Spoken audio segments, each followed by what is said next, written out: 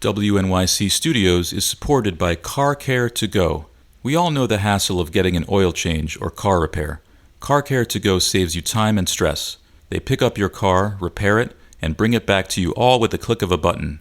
Schedule now at carcaretogo.com and use code WELCOME25 for $25 off any service. That's carcaretogo.com and use code WELCOME25 for $25 off any service. The takeaway is brought to you by Progressive. Have you tried the Name Your Price tool yet? It works just the way it sounds. You tell Progressive how much you want to pay for car insurance, and they'll show you coverage options that fit your budget. It's easy to start a quote, and you'll be able to find a rate that works for you. It's just one of the many ways you can save with Progressive. Get your quote today at Progressive.com and see why 4 out of 5 new auto customers recommend Progressive. Progressive Casualty Insurance Company and Affiliates. Price and coverage match limited by state law. Listener supported. WNYC Studios.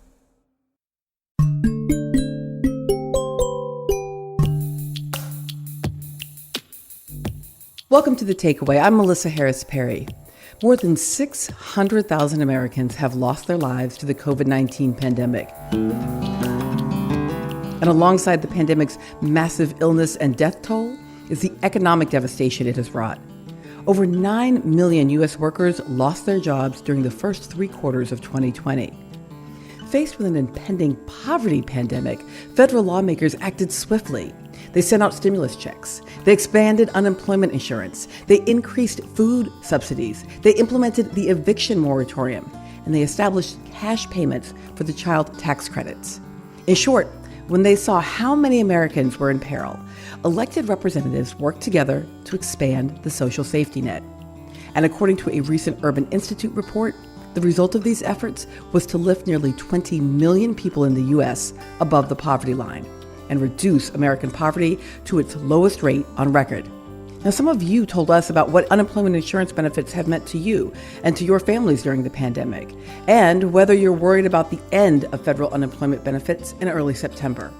Hi, my name is Tanya. I'm from Tampa, Florida. For the first time in my 20 years of employment, I received unemployment benefits during the recent pandemic after I was laid off from a sales position of 15 years.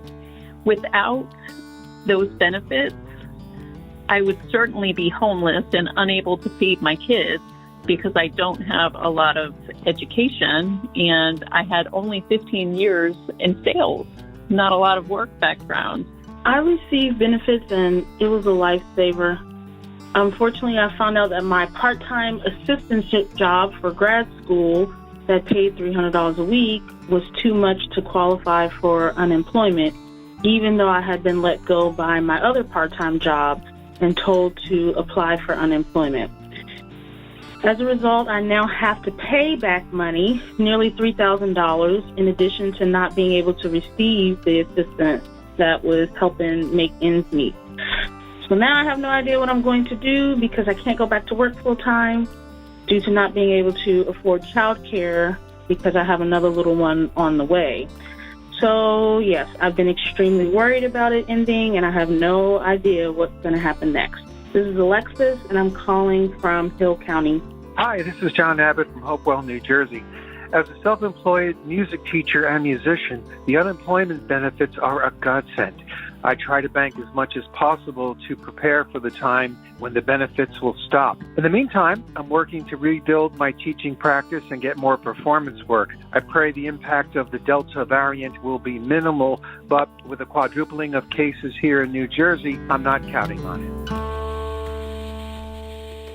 Now, we're going to have more on the federal unemployment benefits a bit later in the hour, but first, we're going to talk about this recent decline in poverty rate and what policymakers can learn from it with Sarah Beth Gale, Research Director at the Southern Economic Advancement Project. Welcome to the show, Sarah Beth.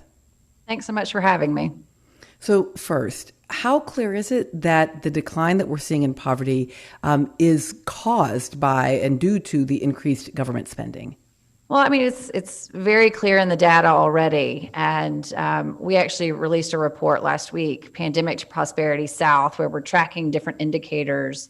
And one of them that we're tracking is this monthly poverty estimate. And you can really see month by month how different assistance programs impacted the poverty rate. So stimulus checks arrive and the poverty rate plummets, particularly for children.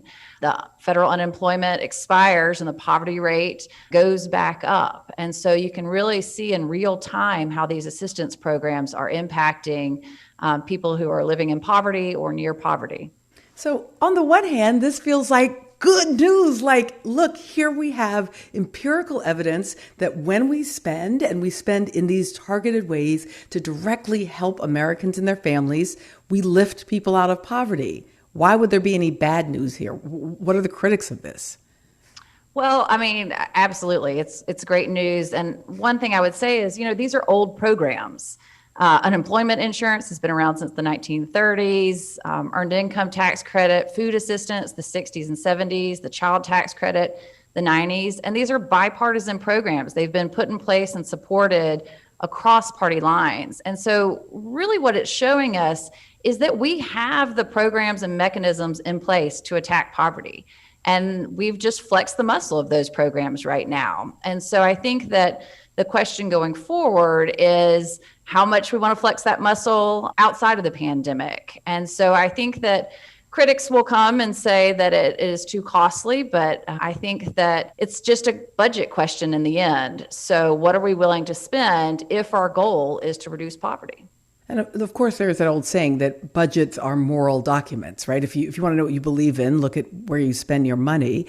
So how do we move on this great pandemic news, right? This is like the one great piece of news out of the pandemic is this idea that, all right, we've got the tools. If we resource those tools, we can actually change the economic future of America's most vulnerable. How do we create the political will to do that? Well, part of these programs were safety net programs like food assistance, but others were really programs that were widespread, universal, like the stimulus checks.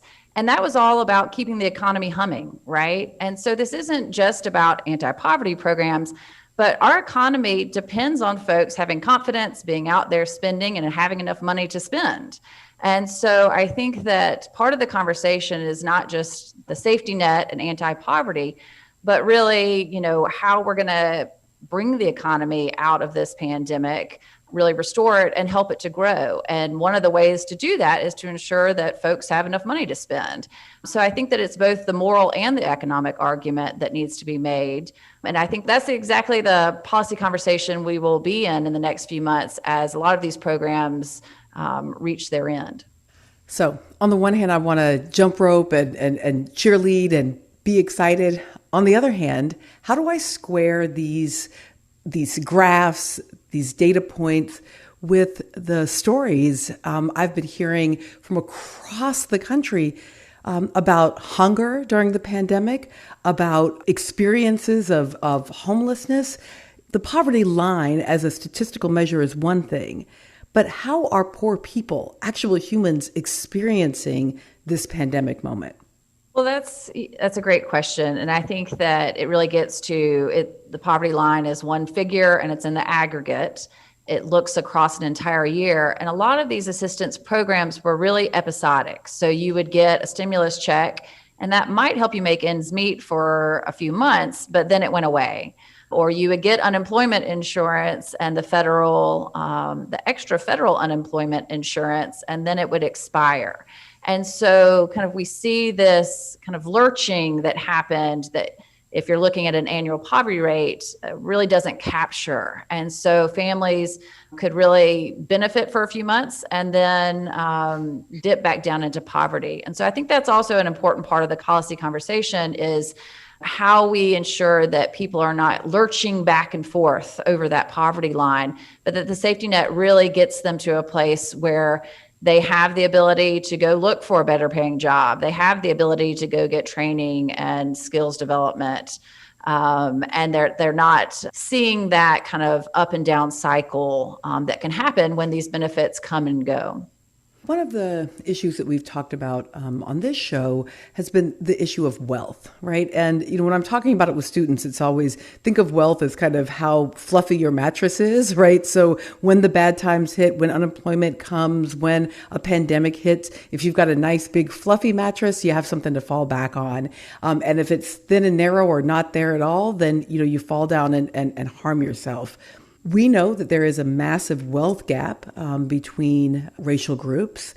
Is there any way that the programs that we're talking about right now, which are just kind of doing that momentary and maybe even back and forth lift, can they have any impact on the long-term question of wealth and of fattening up that mattress for everybody?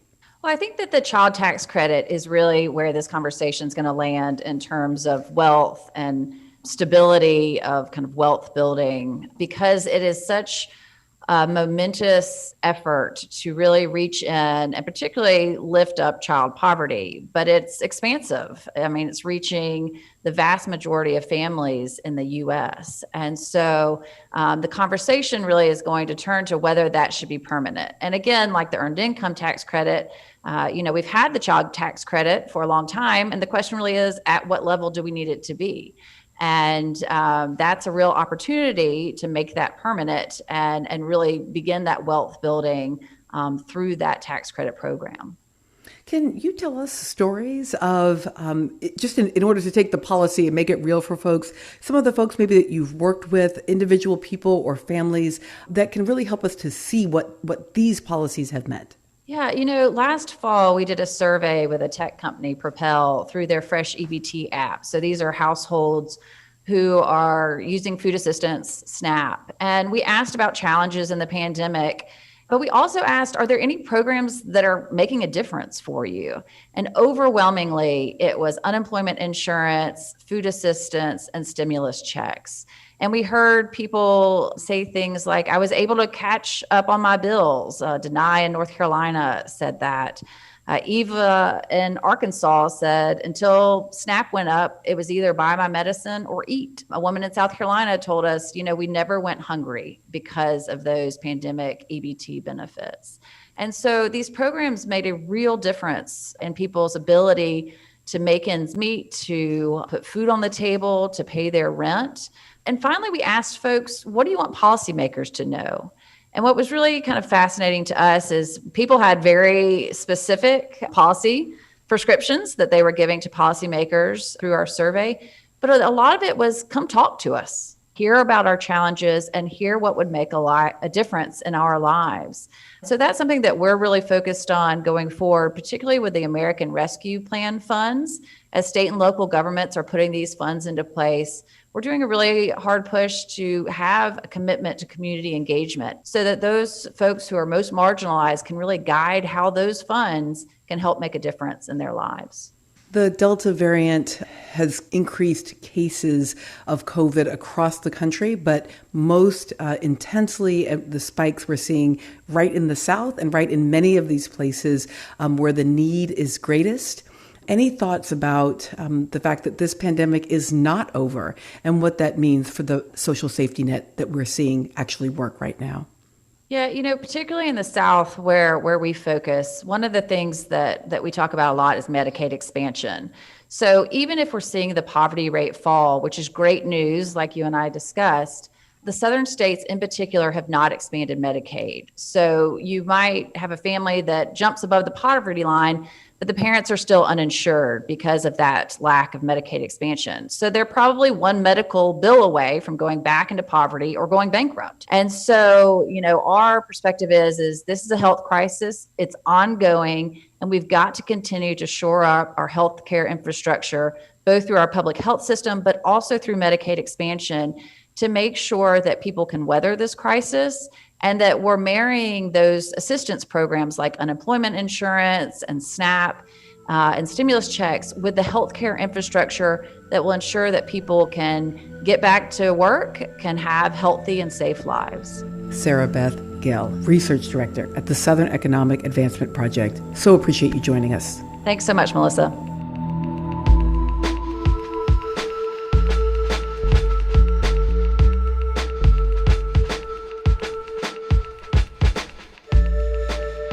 On September 5th, 2021, several of the CARES Act unemployment benefits are set to expire. But many Republican-led states have already halted the extra $300 a month in unemployment insurance payments. Lawsuits against this halt have been filed across the country. In Indiana and Maryland, the courts sided with the unemployed workers, and the states were compelled to accept the additional $300 in federal unemployment insurance for their residents. On Thursday, another court sided with the unemployed residents of Arkansas. I spoke with Kevin DeLeban, an attorney with Legal Aid in Arkansas, right after he got the news. We just got word from the judge that we've won our lawsuit, at least the preliminary step, forcing the state to reinstate all of these federal unemployment benefits for basically 69,000 people here in Arkansas. So it's thrilling news. Tell me when and why you filed a lawsuit. We just filed the lawsuit last week. What's happened is, of course, with the pandemic, the federal government passed several new unemployment programs that kind of extended and expanded upon those that were pre-existing. And the state of Arkansas, as well as basically half of the states in the country, decided to terminate those over 2 months early. So that meant cutting off millions and millions of people of these, vital benefits that folks need to keep the lights on and pay rent and have enough food to eat and all of those things. And so we sued the state of Arkansas here to say, no, you couldn't cut these benefits off. You have to resume participating in them until they expire at the federal level, which happens right now as in early September. Now, help me to understand this, because Political Science 101 says if you're a governor, you take dollars from the federal government to provide goodies for your constituents. So why in the world are so many of you having to sue your governors in order to keep the federal government's unemployment benefits? Well, it's a mystery because, as you say, like in Arkansas, for example, the value of these benefits for just the 69,000 people who are here in our state is something like $30 million per week that would be fully federally funded coming into our economy. The stated reasons that the governors are doing this are actually based on false premises. The truth is that if you're receiving any of these unemployment benefits, you have to be making your best efforts to get back to work. You have stringent work search requirements, and if you are offered a suitable job, you have to take it. And if you don't, you lose your benefits. So the unemployment programs, as they're currently working, are already meant to help people get back into the economy or to drive people back into the workforce to the extent that they're able to. The fact is that the economy isn't good for so many people, and that despite their best efforts, folks are not able to get new jobs despite searching and being required to search. So how are we to understand that over and against what we so often have been hearing in the political discourse lately, which is the problem is we've got a work shortage, right? We've got plenty of jobs, not enough people to fill them. And the main reason we don't have enough people to fill them is because folks are sitting home on unemployment. And that's patently false. And it just comes from either willful ignorance or maybe innocent ignorance, neither of which is acceptable. The fact is that program rules have been in effect for a long time. They were extended to these programs that require people to search for work, report their work search efforts, and to accept any suitable job that's offered. And if you don't do those things, you lose your benefits. And so anybody saying otherwise just is either pushing a false narrative or simply doesn't understand how these programs work. I know there were some states and even Arkansas who at least briefly, right, decided to end these benefits. Have we seen a surge in employment as a result of those benefits ending in the states where it did end? No, and there's been some studies that have come out these last couple of weeks that show that terminating these programs is not meaningfully affecting employment numbers in these states and may actually be doing the opposite. Now, help us to understand. I want to go back to the 69,000 people and I think you said 30 million a week. Is that right? Yeah, roughly 30 million a week. Okay, so help us to understand. Those are big numbers, or they feel like big numbers. What does that mean in a household? How many dollars are people receiving, and what are those dollars going to purchase? So for at least most of our clients at Legal Aid, we serve the lowest of low income folks. It means $400 to $500 a week for most of our folks, maybe up to $600 a week. And this is, people paying their rent, paying their mortgage, buying food, having enough gas so they can drive. So it's just basic life necessities that people are going without. And you can imagine all the apart from the material, like suffering of not having enough to eat, you can imagine all the constant stress and worry of not knowing, okay, what's going to happen next month? Oh, the eviction moratorium is ending. Am I going to have a place to live? Is my school starting up? Am I going to be able to buy my kids the school supplies they need? Are we going to have enough to eat? $400, $500, $600 a week is the difference between, abject poverty and homelessness and, immense human suffering, and at least a very basic level of survival, right? It's nobody's living large of those amounts, right? It's just kind of basic survival. Clearly, part of the reason that unemployment surged and did so swiftly in Arkansas and across the country is the kind of economic repercussions of the COVID-19 shutdown. 18 months ago now, right? Quite some time ago. But we're now watching COVID numbers surge again with the Delta variant. We know that places like Arkansas are also under-vaccinated relative to the rest of the nation. Any conversations with either the people who you're serving or with other folks who are decision makers and the communities that you're moving in about sort of what you're expecting in terms of the economic and health impact of COVID going forward? So on the part of the people that we serve, very much so. All of our folks, are concerned about what COVID exposure, again, would mean. And Arkansas is one of the leading hotspots, if not the leading hotspot of COVID right now. And we are in the bottom 3 to 5 states of vaccination rates. So all of our folks who we're serving know, hey, work is dangerous right now for many of their jobs. They're willing to go and do it if they have to, but it's, risk of exposure. Kind of from the people who are making the decisions in the political class, we see markedly little interest or attention on kind of the human impact of what this means for people who are trying to work, go back to work, take care of themselves and their families. Kevin DeLibon is an attorney with Legal Aid of Arkansas, and he just got a big win. Kevin, thanks so much for coming back on the show. Thank you so much for having me, Melissa. It's a delight.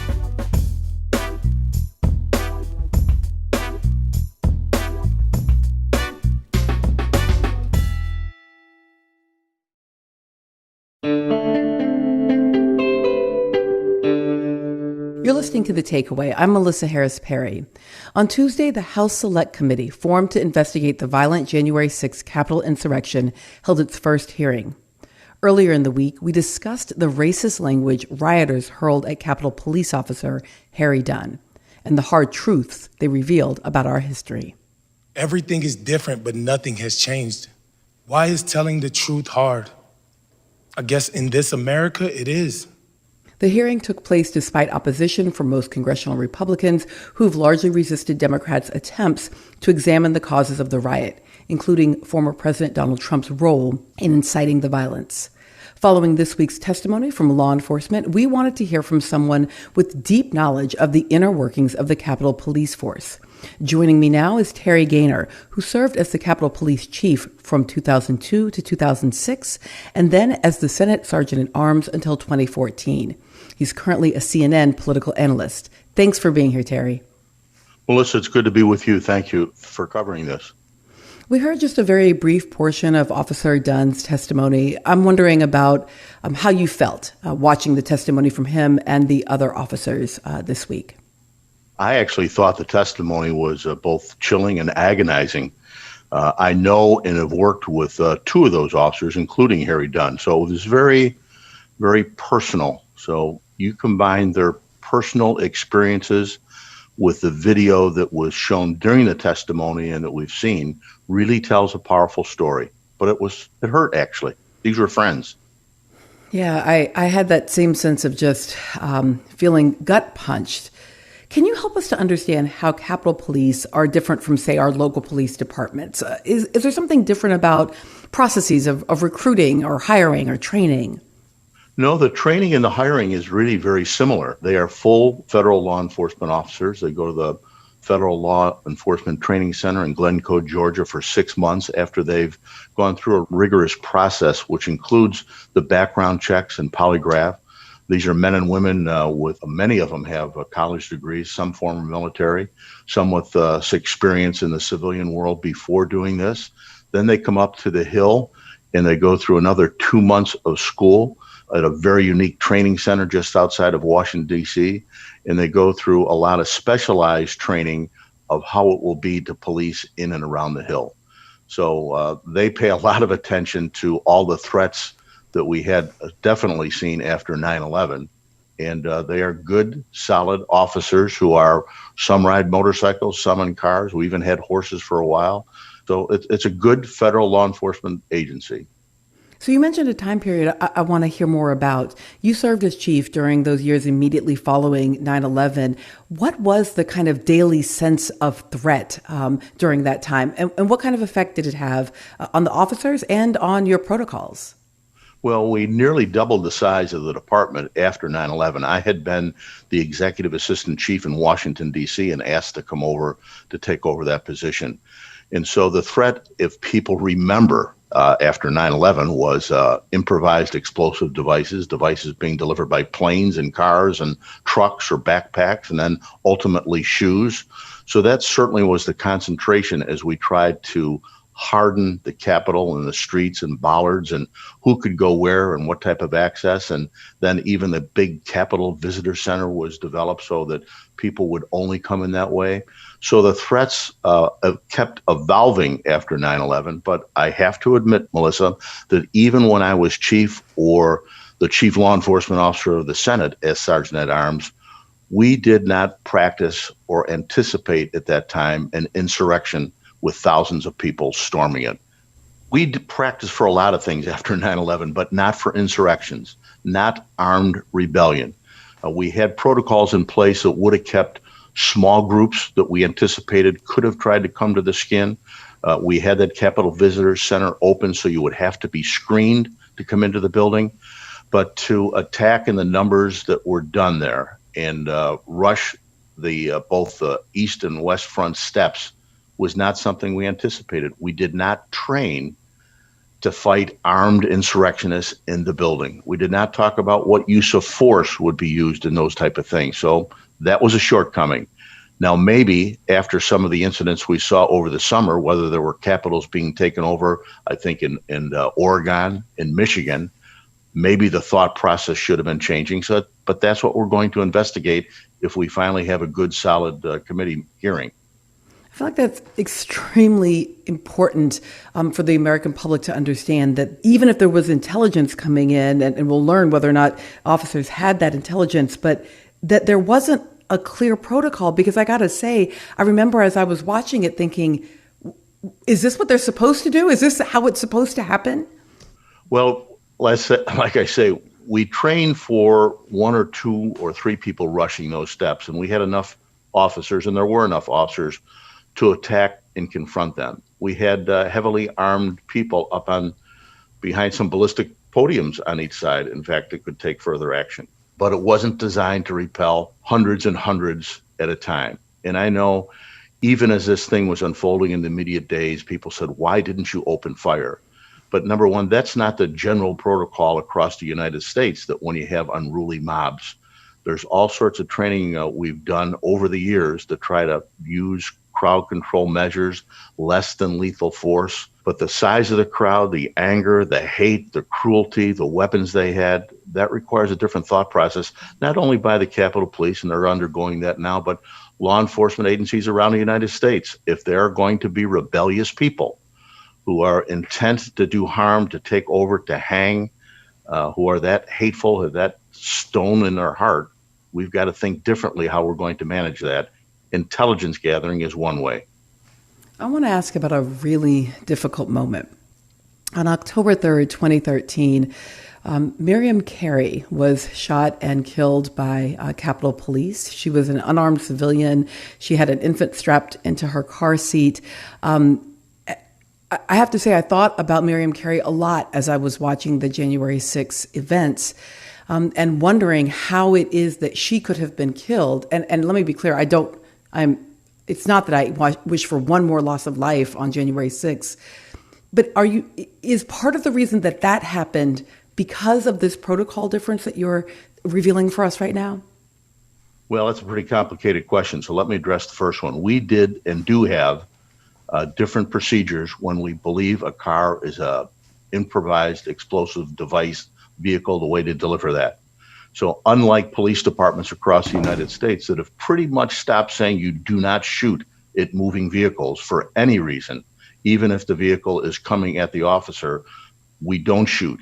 But on the Capitol complex and other areas, if there's a thought that you are going to deliver a bomb, you are authorized to use force likely to cause death. I know some of the blowback on that, and frankly, I think there should have been much more transparency, and people should see that now. But that's entirely different, and it's a tough decision for an officer to make, and they're trained to make that decision, than it is to open fire on crowds of that size. That's just not how we do it. We don't turn dogs on crowds of that size. We don't turn fire hoses on crowds of that size. There's other things that need to be done to break up a crowd and put defense in position than opening fire. That would have been the absolute wrong signal, terrible thing to happen. Terry Gaynor, thank you so much for joining us and walking us through this. Terry Gaynor served as the Capitol Police Chief from 2002 to 2006 and is currently a CNN political analyst. Terry, thanks so much. Thank you, Melissa.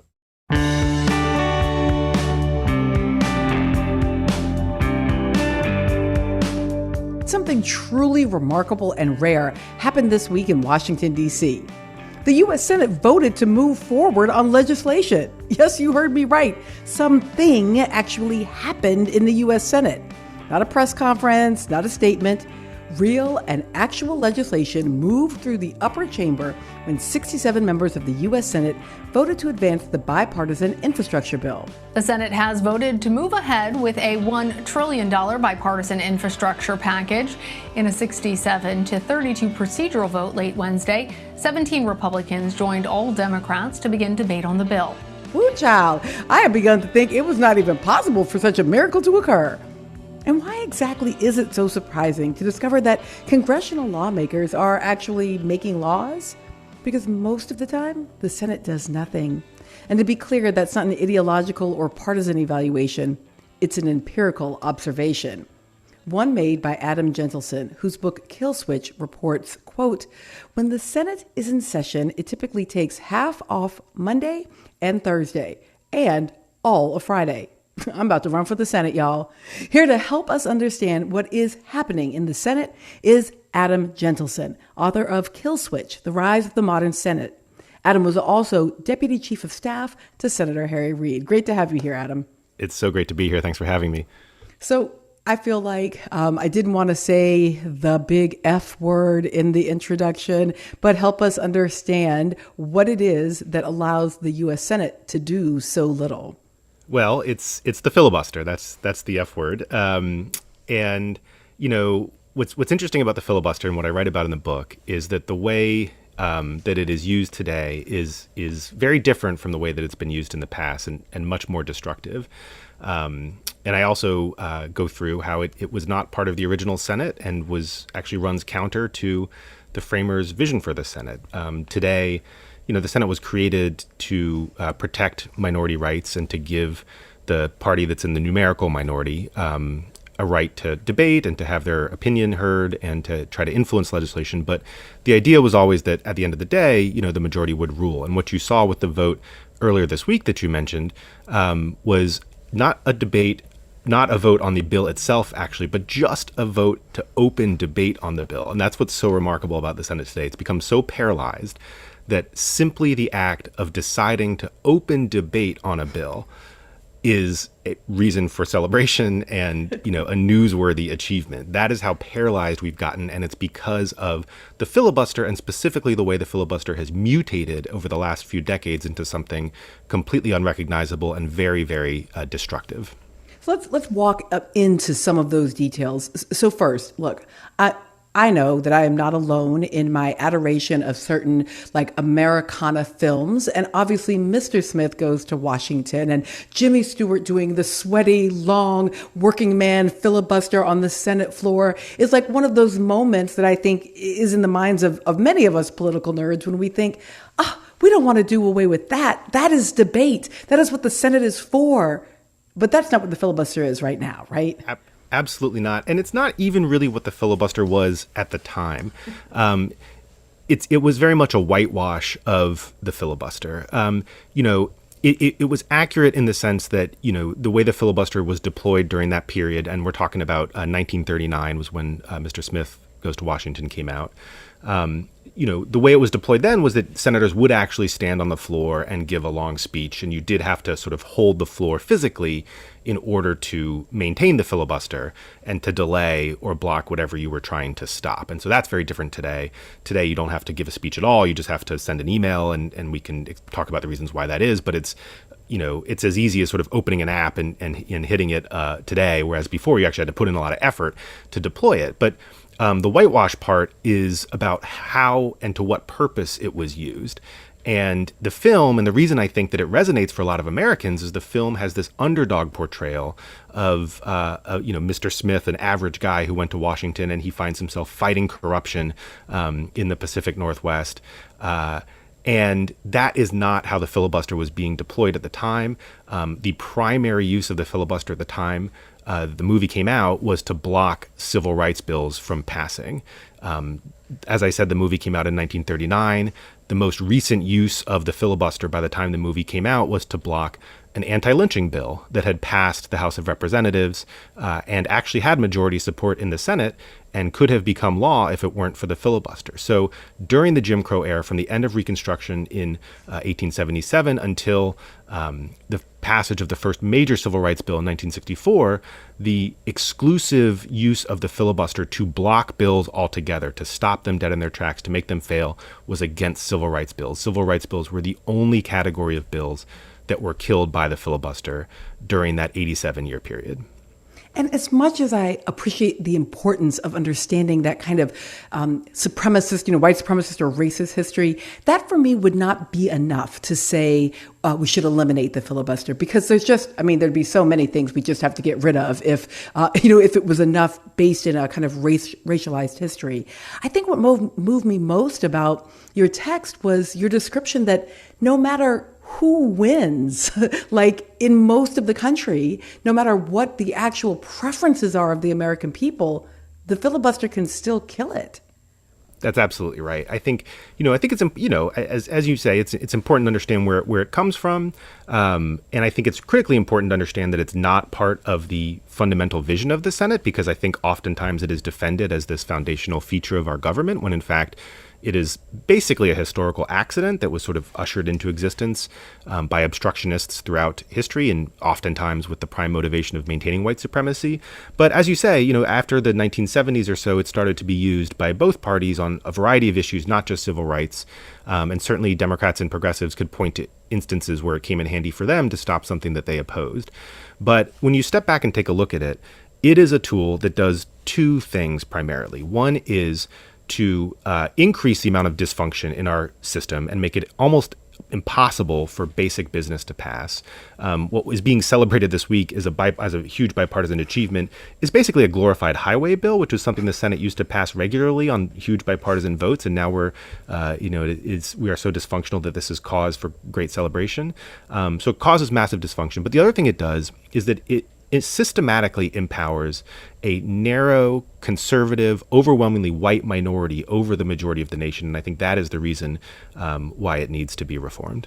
We talked a little bit here about how it's been used around the death of civil rights bills, and like the fact that we're excited about a highway bill. And I'm actually excited that at least we're going to get to talk about a highway bill. But can you retell for our listeners the story of how this filibuster, this kill switch, really intervened, and this was when you were working in the Senate with Harry Reid, relative to gun control? Absolutely. So this was a big turning point for me, and I think in a lot of ways it was this moment that led me to ask the questions that led to writing this book. So this was 2013, April of 2013, and the Senate was considering a bill to implement universal background checks on handgun or on all gun purchases. And this was in the wake of the Newtown massacre that, of course, had occurred in December of 2012. And I'm sure folks remember, but this was when 20 first graders and several teachers were gunned down in cold blood in their classroom in Newtown, Connecticut. So, this was an unbelievable tragedy, a horrifying massacre. The country was in full support of moderate, modest measures to combat the epidemic of gun violence in America. And the bill that came out of this process that had the most support was a bill to implement universal background checks. And so this bill had everything that you would think you would need in our system of government to pass, right? If you go back to Schoolhouse Rock, how a bill becomes a law, this bill had it all. It had the support of about 90% of the American people. It had the support of a healthy majority of senators in the Senate, of 55 senators from both parties. It was written and advanced by two senators of different parties, Joe Manchin of West Virginia and Pat Toomey of a Republican of Pennsylvania, who couldn't have been more different in their own personalities and styles, but came together on this bill. It even had the support of a lot of pro-gun organizations. It didn't have the support of the NRA, which was a big factor, but it had the support of lots of other pro-Second Amendment groups because it was seen as just a reasonable thing to do. Despite all of this, this bill failed in the Senate.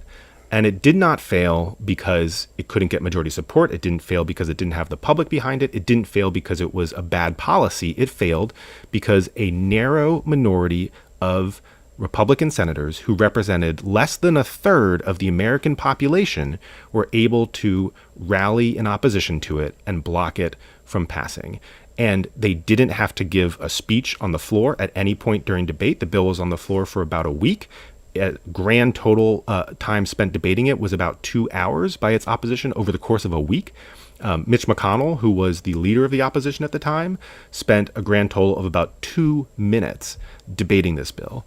So the filibuster that was supposed to be there to let senators have a great debate on the issues facing the nation was deployed not for anybody to give a speech, not for anybody to tell their side, but simply to raise the threshold that it took to pass this bill from a majority, where it was for most of the Senate's existence, to a supermajority, with senators barely having to lift a finger, and this bill implementing a modest, reasonable gun control policy supported by 90% of the American people failed quietly with not much debate in the Senate chamber. And that was a deeply alienating moment for me. I talk in the book about how after the debate, we met with some of the parents of the children who had been slain, one man in particular, a man named Neil Heslin, a big guy, a Republican from Connecticut, who would come to Washington with the thought that he would be able to persuade Democrats and Republicans to support this very modest measure that would possibly prevent other kids from dying like his son had, just sat in Senator Reed's office and broke down and cried. And we couldn't explain to him what happened. He thought he had done everything right, and he had. They'd built support for this bill. It was a reasonable measure, but it failed. And our inability to explain that to him is sort of what led me to start asking the questions that led to this book, because this is not the way the system is supposed to work. Adam, I so appreciate you taking the time to retell that to us, because I think that was also very convincing for me. That idea that it's one thing in a democracy if we debate it, if we fight it out, and then you lose. I mean, okay, you lick your wounds, you regroup, and you come back for another day. But it's really different if you don't even have to debate. We don't even have an opportunity to hold our lawmakers accountable for why they did or did not support something. So is it possible to reform the filibuster, perhaps not in a way that eliminates it altogether, but that forces it to be active, that forces some level of debate to occur so that at least the American people have a choice? Yes, it absolutely is. I mean, reform, it can be crafted in any number of ways. It is really only limited by the creativity of the reformers themselves.